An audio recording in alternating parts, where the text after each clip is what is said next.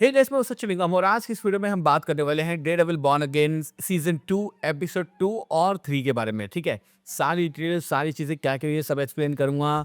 सारी स्टेप जो मुझे लिखे हैं वो बताऊंगा और जो जो चीज़ें तुम्हें पता होनी चाहिए, will talk about everything. Okay, so now without wasting any more time, let's begin this video. तो एपिसोड की शुरुआत में हमें लास्ट एपिसोड से कनेक्ट करके दिखाया जाता है और लास्ट एपिसोड में आपको पता है कि जो एंटी विजिलेंटी टास्क फोर्स है वो आती है, चेरी को हार्ट अटैक आने वाला होता है। फिर बुलसआई जो है वो अपने चक्कू वगैरह फेंक के डेयरडेविल को बचा लेता है। अब इस एपिसोड की शुरुआत में हम देख सकते हैं कि कैरन और जो हमारे डेयरडेविल है वो दोनों बात कर रहे हैं और जो हमारा मैट है वो ये बात बोलता है कि जो ये बुलसआई है मुझे बचाने की कोशिश क्यों कर रहा है, क्योंकि लास्ट सीजन में बताया है कि वो उसको मारने पे तुला हुआ था और ऑब्वियसली उसने फॉगी को भी मारा था। तो अभी जो है ये चीज़ तो कंफर्म हो चुकी है कि जो हमारा बुलसआई है वो मैट के साथ काम करना चाहता है या फिर मैट की मदद करना चाहता है, लेकिन अभी भी इसके पीछे क्या सिनेरियो बन रहा है ये अभी किसी को पता नहीं है। साथ साथ ये बात भी नहीं बोलनी चाहिए और ये बात मैट भी बोलता है कि जितनी भी चीज़ें करेगा वो उतना हमारे पास बुरा होने वाला हमारे साथ, क्योंकि उतनी चीज़ें किंगपिन के पास बन जाएंगी कि भैया ये जो विजिलेंटिस हैं ये सारे के सारे पुलिस वालों को भी मार रहे हैं, तो कुछ ना कुछ तो करना पड़ेगा। तो अब ये चीज़ एस्टैब्लिश हो चुकी है कि आने वाले एपिसोड के अंदर जो हमारा बुलसआई है उसका एक बड़ा पार्ट होगा और हम देख भी सकते हैं कि बुलसआई जो है चर्च पे जाता है। चर्च में बोलता है, ये फादर मेरे को अपना जो दुख है और जो मेरे सारे सारे सिंस हैं उनके बारे में मुझे बात करनी है, क्या यहाँ पे मैं पादरी से मिल सकता हूँ। तो वहाँ पे वो बोलता है कि वो पादरी अवेलेबल नहीं है और वो बेसिकली बात करने आए यहाँ पे मैट की माँ से।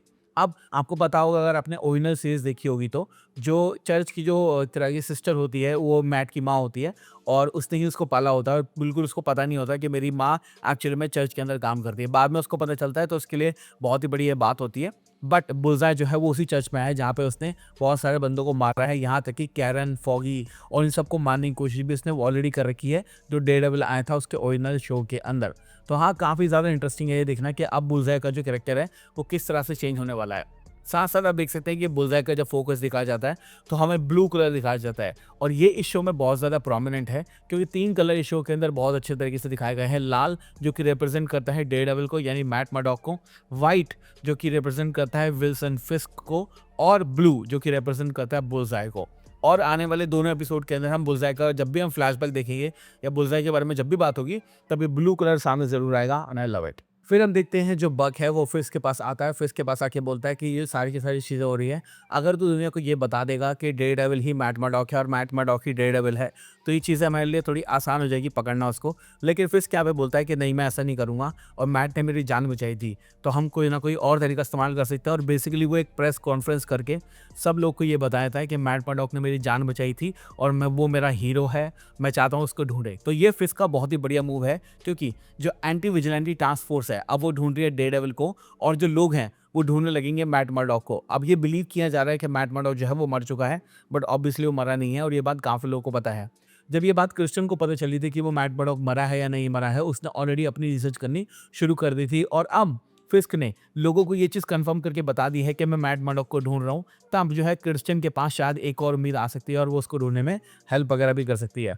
तो काफ़ी बढ़िया ये चीज़ लगी मेरे को कि कहीं ना कहीं जो किंगपिन है वो दोनों तरफ से खेल रहा है। फिर हमें देखने को मिलता है कि जो डैनियल ब्लेक है और जो शीला है वो बात कर रहे हैं और जो शीला है वो बेसिकली ये पूछ रही है कि जो विजिलेंटी वाली टास्क फोर्स के बाद ये जो वीडियोस बन रही है किंगपिन की, इसके बारे में तुम्हें कुछ पता है या नहीं पता है, क्योंकि अगर किंगपिन को पता चल गया कि सारी की सारी जो इन्फॉर्मेशन है वो यहीं से लीक हो रही है तो वो हमें खत्म कर देगा।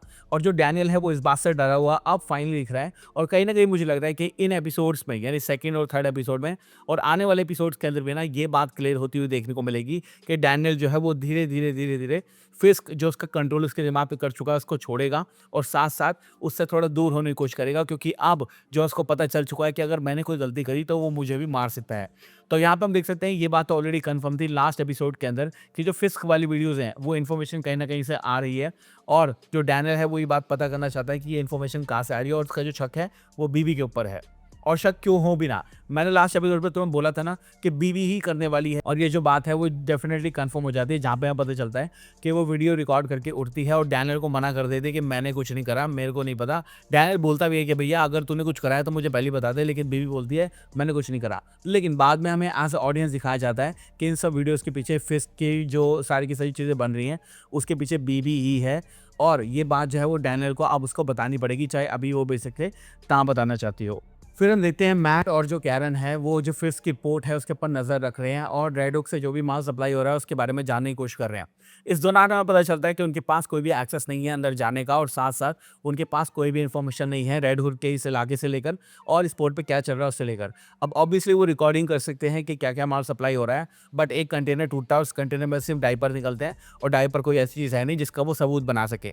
तो ये चीज़ काफ़ी इंटरेस्टिंग है कि दोनों जो है वो सबूत इकट्ठा करने की कोशिश कर रहे हैं, लेकिन एट दिस पॉइंट उनको ये बात भी कन्फर्म हो चुकी है कि भैया हमारे हाथ में कुछ नहीं है और हमें कहीं न कहीं उँगली टेढ़ी करनी पड़ेगी।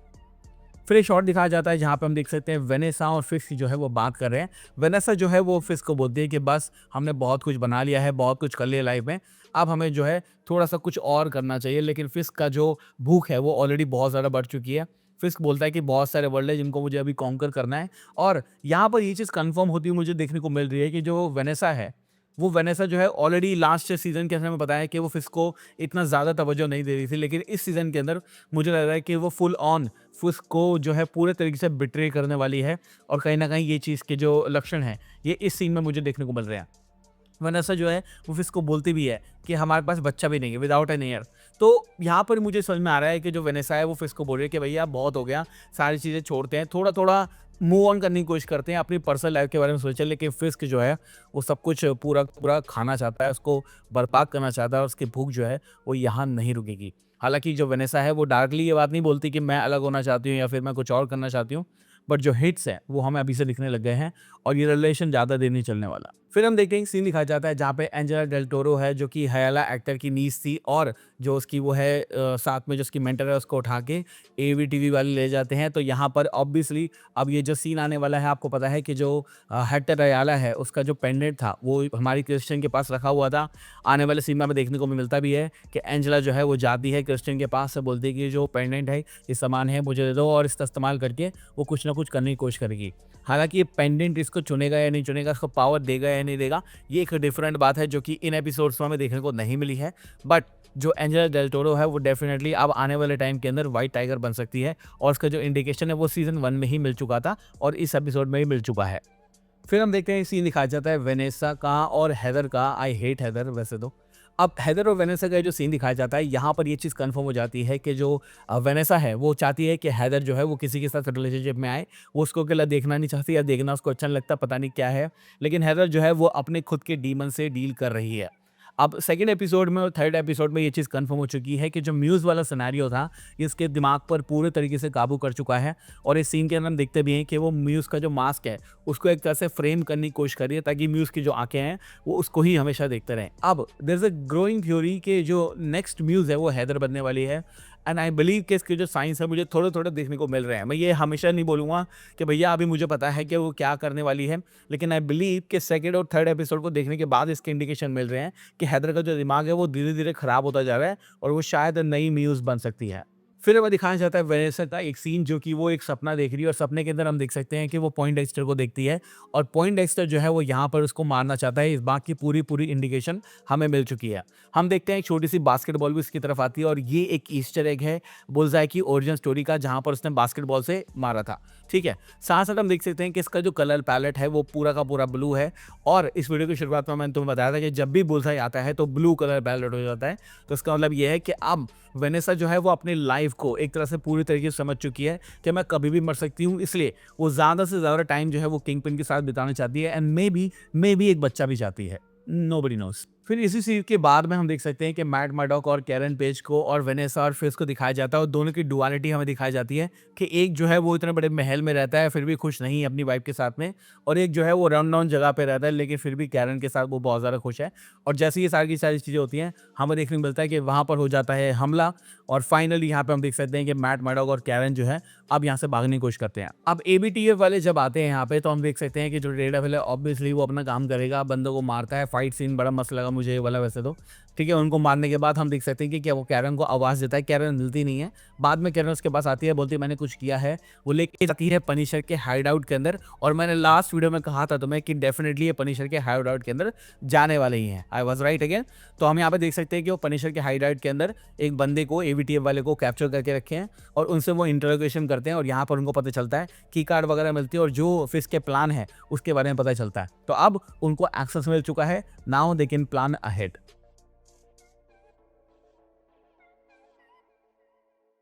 अब एपिसोड 3 के अंदर हम देख सकते हैं शुरुआत के अंदर हमें छोटे-मोटे सीन दिखाए जाते हैं जहाँ पर हेदर जो है वो मिलती है क्रिश्चियन से। क्रिश्चियन बोलते हैं कि ये काम जो तू कर रही है अच्छा नहीं है। खामख़ा तो विजिलेंटीज़ को बचाने में हेल्प कर सकती है लेकिन तू फिस्क के साथ काम कर रही है। साथ-साथ ये भी हमें पता चलता है कि जो हमारा मेयर फिस्क है उसने न्यूयॉर्क के अंदर बहुत सारी चीज़ें ऐसी कर दी हैं जो कि बिल्कुल भी सही नहीं है। क्या आप खाओगे, कहाँ आप खेलोगे, किससे आप मिलोगे, इन सब पे जो है अब रिस्ट्रिक्शन जो है वो लगना शुरू हो चुकी है और लोगों का जो रेजिस्टेंस है वो कहीं न कहीं हमें दिख रहा है। पहले एपिसोड में हमने देखा था कि कहीं पे लिखा था फक फिस्क, उसके बाद लिखा था नो एक तरह से नो मार्शल लॉ एक्सेप्टेड और इस एपिसोड के अंदर हमने देखा है कि फिस्क यू करके लोग जो हैं वो ग्राफिटी बना रहे हैं और फिक्स यू मतलब basically F you fuck you. तो ये एक चीज़ है। अब इस एपिसोड के अंदर हमें देखने को मिल सकता है कि जो एपिसोड है उसकी जो डायरेक्शन है वो शो के जो मिडल हाफ है उसकी तरफ जा रही है और हमें ये सुनने को मिला था कि जो 4th एपिसोड है वो इस पूरे सीज़न का कट ऑफ पॉइंट है और 4th सीज़न के बाद जो भी हमें देखने को मिलेगा वो सारा का सारा फुल्ली एक्शन पैक्ड और बहुत ही बढ़िया होने वाला है। इस एपिसोड की डिस्क्रिप्शन की बात करें तो इस एपिसोड के डिस्क्रिप्शन में ये लिखा गया है कि मैट और जो हमारी कैरन है उनको कुछ एलाइज देखने को मिलेंगे।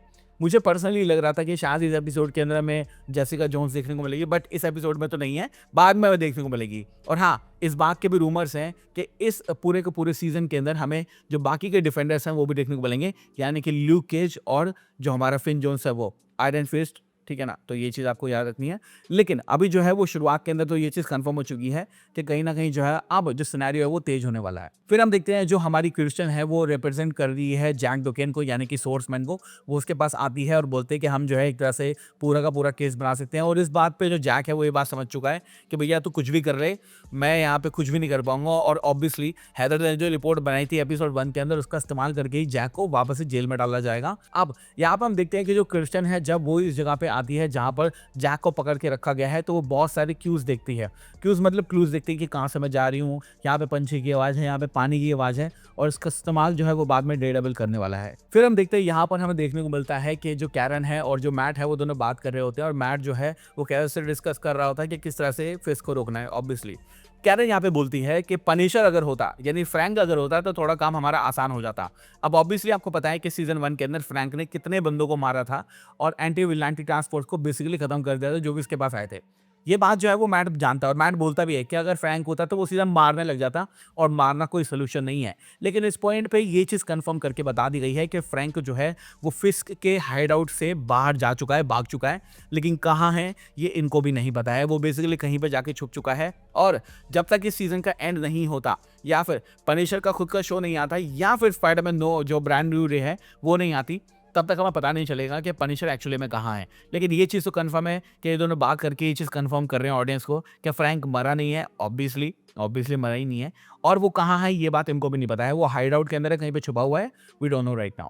फिर हम देखते हैं बक और जो डैनियल है वो बात करते हैं और बक जो है वो बेसिकली डैनियल को ये बोलता है कि तू कम्युनिकेशन का हेड है और एक तरह से तेरे पास सारी की सारी रिस्पॉन्सिबिलिटी है। तुझे अगर ये नहीं पता चलेगा कि ये जो फिस्ट की वीडियो बन रही है ये कौन बना रहा है तो डेफिनेटली फिस्ट तेरे ऊपर कुछ भी कर सकता है। और डैनियल ये बात समझ चुका है और इस सीन में आपको देखने को मिलेगा कि बक जो है वो एक तरह से उसको इंटिमिडेट कर रहा है और वार्निंग दे रहा है कि भैया ढूंढ ले ये लड़की या लड़का कौन है जो कि फिस्ट की वीडियो बना रहा है। अगर तुझे नहीं पता चलेगा तो तू गया और मैं ही तुझे मारूंगा। बेसिकली वो ये बात कर रहा है और डैनियल जो है वो इस बात को समझ चुका है और जैसे कि मैंने बताया था कि भैया डैनियल जो है वो कहीं ना कहीं अब कुछ गड़बड़ करने वाला है। फिर हम देखते हैं जो विजिलेंटी ट्रायल्स हैं वो शुरू होते हैं और यहाँ पर जो जैक डुकेन है उसको अदालत में प्रेजेंट किया जाता है। उसको रिप्रेजेंट करिए क्रिश्चियन और डेफिनेटली जो फिस के लॉयर है वो तो अपना काम कर ही रहे हैं। यहाँ पर ये चीज़ कंफर्म हो जाती है कि जो हमारा जैक डुकेन है वो जाएगा जेल 100%। और यहाँ पे जो है एंड में जो सारा का सारा कंक्लूजन निकलता है सारे फैक्ट्स और फाइंडिंग को रखने के बाद में वो ये निकलता है कि जज जो है वो फैसला सुना देती है कि भैया जो एंटी विजिलेंटी टास्क फोर्स के जो नियम है उसके मुताबिक जैक डुकेन को जेल ही जाना पड़ेगा और उसको ये बात पता होती है। लेकिन घबराने की बात नहीं है क्योंकि आने वाला है मैट। फिर हम देखते हैं जो वेनेसा ने एक पार्टी ऑर्गेनाइज करी होती है। वेनेसा इस पार्टी में जाती है, दोनों बैठ के बात कर रहे होते हैं और वेनेसा जो है वो हेदर को बोलती है कि मैंने तेरी सेटिंग जो है वो बक कैशमैन के साथ करने की सोची है तो उसके पास जाके बैठ, दोनों बात करो। और वो दोनों बात वगैरह करते हैं और दोनों एक तरह से बात करते हैं किस तरह से किंग पिन का जो एम्पायर है वो क्या है। तो किंग पिन को वो किंग बोलता है, वेनेसा को क्वीन बोलता है, अपने आप को नाइट बोलता है, डैनियल को यानी कि जोकर बोलता है और कहीं ना कहीं उनके बारे में वो बात कर रहे होते हैं। अब इससे ये चीज़ तो कंफर्म हो चुकी है कि जो वेज़ली वाला रोल था सीज़न 1 में, डेफ़िनेटली वही रोल जो है वो बक का अब हो चुका है। और हमें पता है कि जो इस पूरे के पूरे ट्रेलर के अंदर ना एक सीन हमें देखने को मिला था, जहाँ पर हमें वापस से जो वेज़ली है वो देखने को मिलेगा। तो बेसिकली यहाँ पे जो हमारा किंगपिन है, वो बक के ऊपर पूरे तरीके से विश्वास करता है और बक को ये बात पता है और बक उसके लिए कुछ भी करने के लिए तैयार है। लेकिन सारे के सारे अगर कैरेक्टर्स का सिनेरियो देखेंगे तो उनकी खुद ही कहानी चल रही है। डैनियल डरा हुआ है, वेनेसा जो है वो अपनी मोर्टेलिटी को लेकर थोड़ी-सी असमंजस में है कि मर जाऊँगी कभी भी बुलसआई मार देगा। मैं अपनी फैमिली के साथ टाइम बिताना चाहती हूँ, अपने हस्बैंड के साथ, शायद एक बच्चा भी चाहती हूँ। और जो किंगपिन है, उसका तो दिमाग पूरा ही खराब है, वो तो सिर्फ़ और सिर्फ़ राज करना चाहता है और कुछ भी नहीं। फिर हम देखते हैं, हमें एक सीन देखने को मिलता है जहाँ पे क्रिस्टियन जो है वो पी रही होती है बार के अंदर बैठ के। कैरन आती है, उसको धक्का देती है, इसको एक टिश्यू देती है, टिश्यू में लिखा होता है तुम्हारे ऑफ़िस में वो जाती है, वहाँ पे होता है डेयरडेविल। अब इस पॉइंट पे क्रिस्टियन को ये बात नहीं पता है कि मैट ही डेयरडेविल है। तो डेयरडेविल बोलता है कि तुम आज गई थी, मुझे बताओ कि वहाँ पे तुमने क्या-क्या देखा। फिर जो वो सारी की सारी इन्फॉर्मेशन होती है, वो डेयरडेविल को दे देती है और डेयरडेविल जो है वो उस इन्फॉर्मेशन का इस्तेमाल करके, उन क्यूज़ का इस्तेमाल करके कि पानी कहाँ से टपक रहा है, कबूतर कहाँ पे है और सीढ़ियाँ कहाँ है लोहे की, इन सब का इस्तेमाल करके वो उसी हाइडआउट के अंदर जाता है। वहाँ पर मस्त फाइट करता है भाई, फाइट सीक्वेंस बहुत ही मस्त था।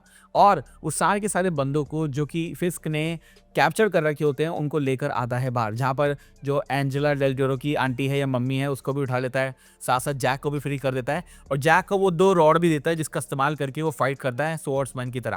भाई बहुत ही बढ़िया। टोनी डार्टल अच्छे एक्टर हैं आई बिलीव, और इसके अंदर हमें फाइनली उनका वो स्वॉर्ड्समैन वाली जो बातचीत है वो देखने को मिली और दोनों मिलकर अच्छी फाइट करते हैं, उनको वहाँ से बाहर ले जाते हैं। अब जैसे ही वो वहाँ से बाहर ले जाते हैं, तभी जो है वो एंटी विजिलेंटी टास्क फोर्स के बंदे आते हैं। ऑब्वियसली वो उसके ऊपर हमला वगैरह करते हैं और हम देखते हैं कि कैरन और जो एंजेला है वो आती है ट्रक लेके, उनको उसमें भर के वो दोनों वहाँ से चले जाते हैं। अब जब ये दोनों वहाँ से चले जाते हैं तो अब हमें देखने को मिलता है कि कैरन और डेयरडेविल जो है वो भी वहाँ से चले जाते हैं और जो पावेल है वो फ़ोन करता है किंगपिन को। किंगपिन को बोलता है कि वो सारे के सारे जा चुके हैं। किंगपिन बोलता है कि मुझे पता है कि तुम्हें पता है कि तुम्हें क्या करना है। और जो पूरा का पूरा पोर्ट है, जो सारी की सारी चीज़ें उसने सप्लाई की थी और जो उसके अंदर लोग थे, उन सबको किंगपिन जो है वो मरवा देता है बॉम्ब ब्लास्ट से। ये बहुत ही बड़ी चीज़ है और ये अब नेशनल न्यूज़ बनने वाली है और ये बात किंगपिन अच्छे से जानता है। पावेल भी जानता है, डेयरडेविल भी जानता है और कैरन पेज भी जानती है। अब 4th एपिसोड के अंदर हमें पता है कि ये सारी की सारी चीज़ें हो चुकी हैं और न्यूयॉर्क के बीचों-बीच उसकी नदी के अंदर इतना बड़ा बॉम्ब ब्लास्ट हुआ है, ये बात छुपने से रही नहीं है। और अब 4th एपिसोड के अंदर हम देख सकते हैं कि कहीं न कहीं जो कहानी है थोड़े अलग तरीके से ट्विस्टिंग होने वाली है। अब शायद जो है वो जेसिका जोन्स जो है वो 4th एपिसोड में देखने को मिलेगी और वो आएगी, बोलेगी कि बस अब मैं छुप नहीं सकती। मेरे को ऐसा लग रहा है अब वो बोलेगी आके कि मैं छुप नहीं सकती, इसको साले को टेक डाउन करना है, गंजे को हटाना है यहाँ से, कुछ ना कुछ तो करना पड़ेगा। और यहाँ पे ये जो एपिसोड है वो खत्म हो जाता है। आई बिलीव कि दोनों एपिसोड काफ़ी ज़्यादा अच्छे थे। मैं एक्सपेक्ट नहीं कर रहा था कि दोनों एपिसोड एक साथ आएँगे, बट आ गए, तो which is good for us. और अब 4th एपिसोड जब हमें देखने को मिलेगा नेक्स्ट वीक या 2 वीक का ब्रेक भी ले सकते हैं। बहुत ही बढ़िया होने वाला है वो एपिसोड एंड आई थिंक कि 4th एपिसोड के बाद में सब कुछ बढ़िया हो जाएगा। ठीक है? तो अभी तुम्हें स्लो शायद लग रहा होगा बट इतना स्लो ये है नहीं ऑब्वियसली।